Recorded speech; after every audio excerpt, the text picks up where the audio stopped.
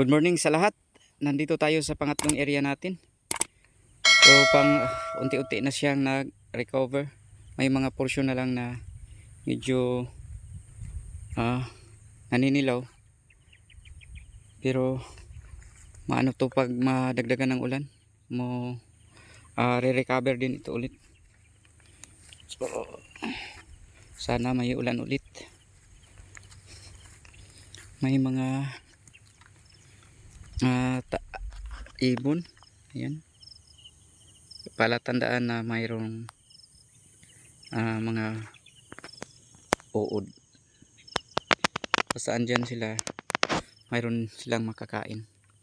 Kung saan daming makakain, doon sila mag stay, kain sila, marami-rami. So, bayaan lang natin katulong yan, kakain ng ating mga kalaban sa palayan, uod.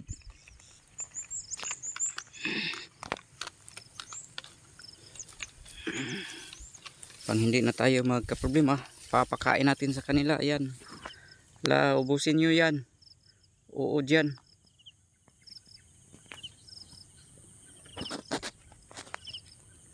Siliparan na pag may tao, siliparan.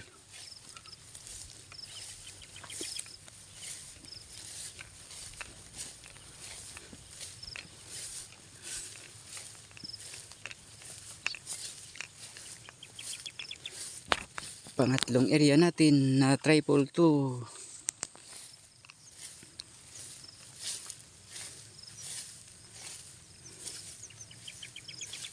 Hindi naman ano tong palay nila, masisira, re-recover din. Kung may malalim na tubig, yan problema, dahil maapakan nila, ano sa tubig, baon sa tubig. Yan, nagsiliparan. Pero kung wala lang tubig, okay lang.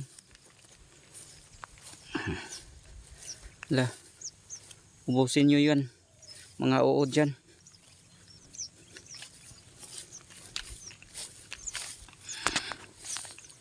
Sana madagdagan ng ulan.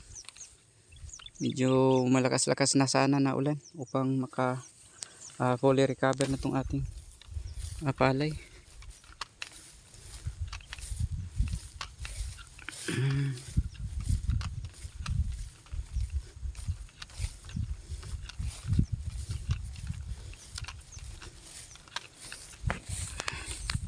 Sisikapin natin sa susunod na cropping na patayo tayo ng sarili nating patubig, deep well, dahil magka-problema tayo kung sa ganitong sitwasyon. Kawawa ang palay pag makaani tayo,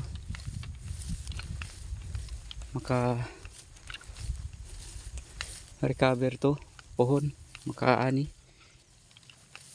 maka-income tayo, makapagawa tayo ng deep well. Thank you for watching. God bless sa lahat and happy farming.